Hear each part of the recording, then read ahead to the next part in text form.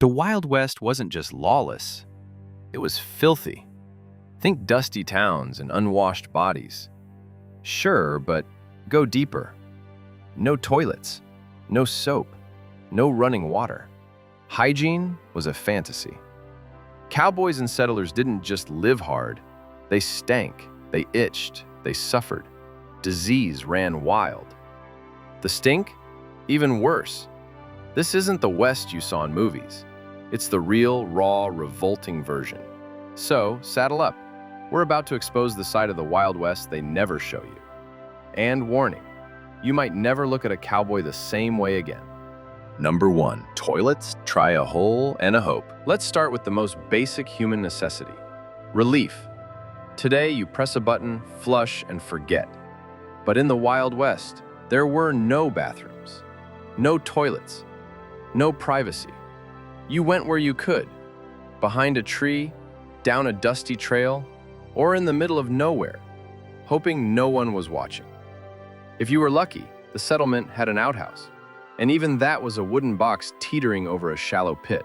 There were no plumbing systems, no septic tanks, no rules, just holes dug into the earth and filled over time with human waste.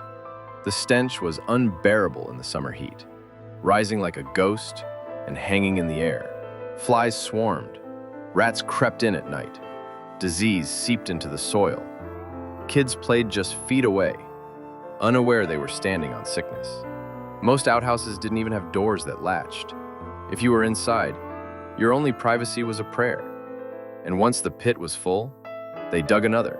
Sanitation wasn't a concern. It wasn't even a word most people knew. During long cattle drives, cowboys didn't have time or terrain for courtesy. They'd jump off their horse, crouch in tall grass, and pray a rattlesnake wasn't hidden beneath. Thunderstorms didn't stop them. Snowstorms didn't either. Nature's call never respected the weather. And for women, it was worse. No privacy, no safe spaces. Every trip to relieve themselves was a walk through fear of exposure, attack, or humiliation. Imagine being a woman in a long dress, squatting in the dark with wolves howling nearby, and no lantern to guide your way. And what did they use to wipe? Certainly not toilet paper. It wouldn't be invented for decades. They used whatever was within reach: smooth stones, leaves, sticks, or dried corn cobs. Number 2. Bathing was a luxury few could afford. Bathing in the Wild West was about as common as snow in the desert. Possible, but never expected. Water was gold, and every drop counted. You didn't waste it on your body when your cattle were dying of thirst or your stew was boiling over a campfire. Bathing wasn't part of a routine, it was an event. And when it finally came, it wasn't luxurious. There were no bathtubs with steam rising, no soft towels waiting nearby. It was a freezing splash in a creek, surrounded by rocks, bugs, and the ever-present risk of someone, or something, watching. In truth, most people didn't bathe at all, not regularly, not even monthly. For the wealthy or the lucky, bathhouses existed in some boom towns, hidden behind saloons or tucked beside brothels. But even then, it cost money. And if you were a cowboy fresh off the trail, you had 2 options: spend your last coins on a hot bath or on whiskey. Most chose the bottle. Those who could afford the luxury stepped into shared tubs, used by the last 10 strangers, and washed with recycled water that turned murky by the minute. No one minded. It was cleaner than they'd been in weeks. In homes, a metal wash tub might be dragged out for family bath night. 1 tub, 1 water fill. The father bathed first, followed by the oldest son, and down the line it went. By the time the youngest child climbed in, the water looked like it had been pulled from a swamp. Soap wasn't much help either. Lye soap, homemade in iron pots, was rough, smelly, and could peel the skin if mixed wrong. Scented soap from the East was a rare treasure, saved for special occasions or never used at all. Most people scrubbed with a rag and prayed it did the job. Women went longer than men without bathing, partly out of modesty, partly because they were too busy working, raising children, or surviving childbirth. 3. Clothing never truly got clean. In the Wild West, you didn't change clothes. You outlived them. Most people owned 1 outfit, maybe 2 if they were lucky or skilled enough to sew. These weren't stylish ensembles, they were tools, armor, a stitched-together defense against wind, dust, rain, and blood. Shirts became stiff with dried sweat, their color long lost beneath the grime. Pants turned into second skin, ripped at the knees, patched at the crotch, stained beyond recognition. Undergarments were optional and rarely clean. Most wore them until they disintegrated. Laundry wasn't a chore, it was a battle, and many didn't bother fighting. Washing clothes meant backbreaking work. First, you had to fetch water, sometimes from a stream a mile away, carrying buckets heavy enough to bend your spine. Then came the fire to heat the water, then the scrubbing. No washing machines, no detergent, just a wooden washboard, homemade lye soap, and knuckles rubbed raw by the end of it. Rinsing came next, ice-cold water dumped over freezing hands. 4. Public bathhouses were a rare treat. Public bathhouses were a rare treat. In the scattered towns where the Wild West flirted with the idea of civilization, bathhouses were the closest thing to salvation. These weren't grand spas or luxurious retreats. They were basic, steamy, creaking rooms tucked behind saloons or brothels. And for many, they were the only chance to feel human again. A bathhouse meant hot water, a clean, if thin, towel, and a bar of soap that might be smaller than your palm. But none of it came free. A hot bath could cost the equivalent of a week's meals. Cowboys, fresh off a month-long cattle drive, often had to choose, clean their body or fill their belly. Most lived dirty, ate well, and only bathed when the stink turned into shame.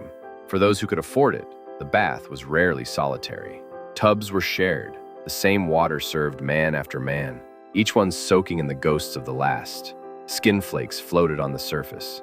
Dirt turned the water dark before the third bather stepped in. You didn't complain.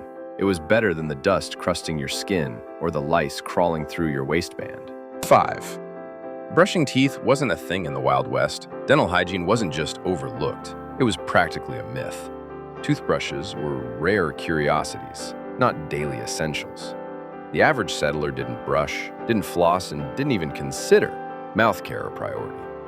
After all, when you're dodging outlaws, scraping together meals, and living without running water, polishing your teeth isn't exactly top of mind. If someone did clean their teeth, it was with a twig, chewed until the end frayed into bristles, or a rag rubbed with salt, ashes, or baking soda, if you could find any.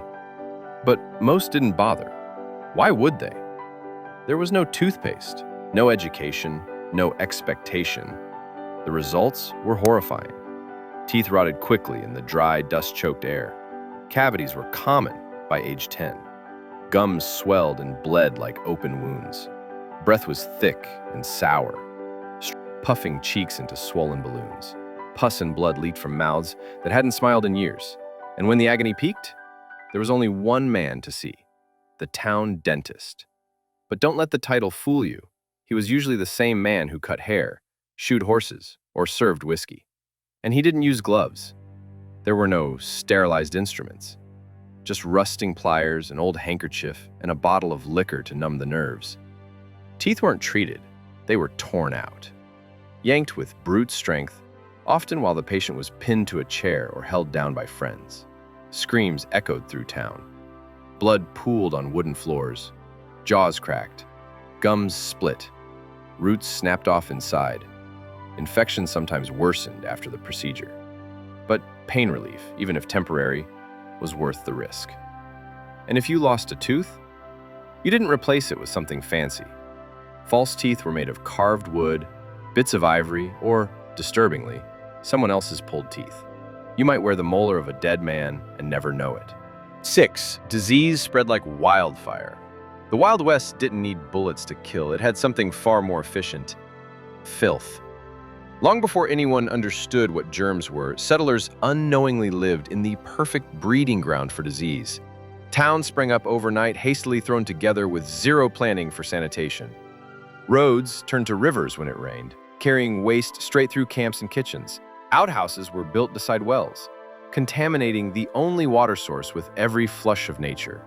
There were no sewage lines, no garbage systems. Rot festered in the corners of every town. Dead animals were left where they fell. Slop and waste were thrown out windows or dumped in streets, feeding clouds of flies and swarms of rats. Mosquitoes thrived in still water. Parasites bred in the filth, and where pests thrived, plagues followed. Diseases like cholera, dysentery, and typhoid weren't rare. They were routine. They showed up with the changing seasons, and no one was ever fully prepared. Children often didn't live past infancy. Babies died in their mother's arms, their fevers rising fast and burning out just as quickly. Adults faded in days, sometimes hours. There were no antibiotics, no vaccines, no understanding of bacteria. People believed sickness came from bad air or angry spirits. Women had it even worse. If survival in the Wild West was a nightmare for men, it was pure torment for women. Every hardship men faced, women bore it while bleeding, nursing, and often alone. Hygiene was a constant battlefield for them, waged daily and silently, without support, without proper tools, and without the luxury of complaining. There were no sanitary pads, no tampons, no private restrooms. Women bled in silence, using rags fashioned from old dresses or strips of cloth torn from the very garments they wore every day. Some used moss or animal wool, whatever they could find that wouldn't chafe or stain too quickly. These makeshift pads were rinsed by hand in icy water, wrung out behind barns, and hung discreetly to dry, often in shame, always in pain. 8. Hair was home to parasites. In the Wild West, hair wasn't just an accessory, it was a battleground, a silent war zone crawling with life you didn't ask for. Without shampoo, conditioner, or even the concept of regular hygiene, the scalp became prime real estate for every kind of parasite. Lice weren't just common, they were expected. Fleas jumped freely from man to man, ticks burrowed in beards, bed bugs hid in hairlines. A cowboy could ride for days with a hat pressed down tight, and underneath that brim, a colony of insects nesting undisturbed, feeding as he sweated under the sun. Women had it no easier. Their long hair, rarely washed and often matted, was braided tightly, not for beauty, but to limit the bug's movement. Every strand was a hiding place, and washing, that was a rare, freezing ordeal. With no hot water or soap, most women simply combed and rebraided. Mothers spent hours picking through their daughters' hair, squinting in the dim light, scraping eggs from strands with fingernails or hot needles. They sang lullabies while waging war on lice. It was part of growing up, a rite of passage, a never-ending routine. Delousing was not delicate. People turned to desperate methods: kerosene rubbed into the scalp, vinegar poured straight down the hairline, or lye soap so caustic it burned the skin. Some even used boiling water or red pepper infusions. The goal wasn't comfort, it was annihilation. But often the pests came back within days. Itching was constant. People scratched in public, at dinner, while riding horses, even while sleeping. Their scalps bled, their necks blistered. Hats weren't just for fashion, they were shields, hiding the truth beneath layers of cloth and sweat. When it got bad enough, and it always did, hair had to go. Razors scraped across skulls, children cried, women wept. Men emerged from cabins newly bald, not because of style, but because they'd lost the battle. Baldness wasn't vanity, it was surrender. Even beards, once symbols of manhood, were trimmed down or scorched clean when the itching grew unbearable. 9.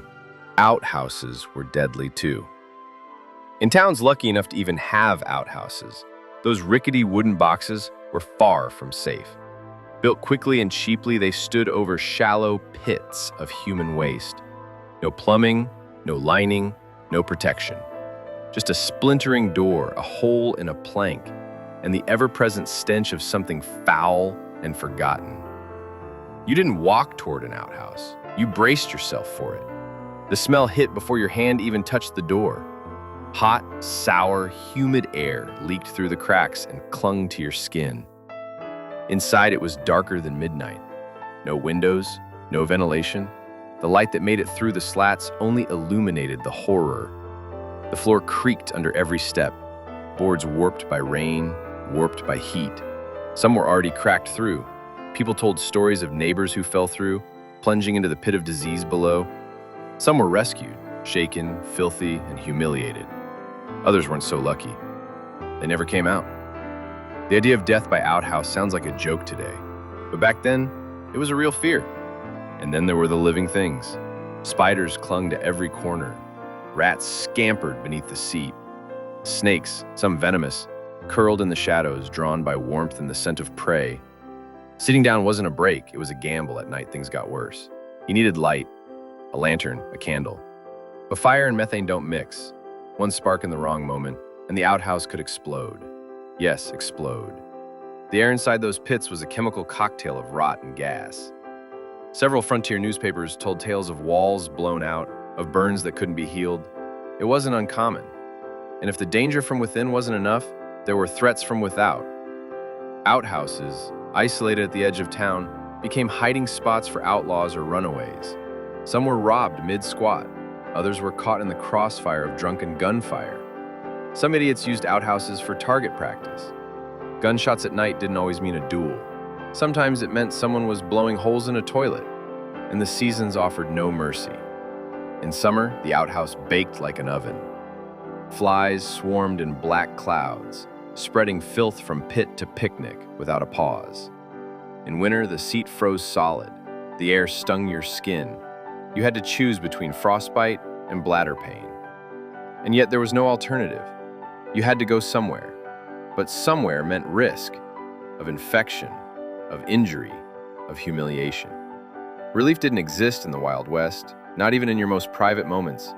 Every trip to the outhouse was a confrontation with filth, fear, and fragility. Even in a land filled with gunslingers and storms, one of the greatest threats still came with a door that barely shut and a hole in the ground. 10. Perfume over cleanliness. In the Wild West, when you couldn't get clean, you got creative. Bathing was rare, water was precious, and soap was often just a distant memory. So instead of scrubbing away the stench, people did what they could to hide it, or at least distract from it. Enter the art of masking. Perfume wasn't luxury, it was survival. Cologne wasn't vanity, it was defense. But even these cover-ups were hard to come by. Imported oils were expensive and often reserved for saloon girls or the wives of wealthy landowners. The average man couldn't afford rosewater or lavender, so he improvised. Some rubbed tobacco on their hands to cover the smell of livestock and sweat. Others splashed whiskey on their necks, not to drink, but to hide the stench of old leather and sunburned skin. Gunpowder residue mixed with saddle oil was another common scent, sharp, acrid, unforgettable. Crushed herbs stuffed in shirt pockets might hold for a few hours before the sweat reclaimed everything. These weren't fresh aromas. They were brutal blends of man, metal, and dust, pungent, dizzying, and uniquely Western. Women had their own tricks. A sachet of dried flowers pinned inside a corset, a dab of vanilla behind the ear, a sprig of mint tucked into a braid. But it was all temporary. The smell always returned, earthy, sour, thick like heat. And inside saloons, it hit like a wall, a fog of stale beer, unwashed bodies, tobacco smoke, and perfume that had long since surrendered. The air was alive with odors that told you exactly where you were. This wasn't civilization.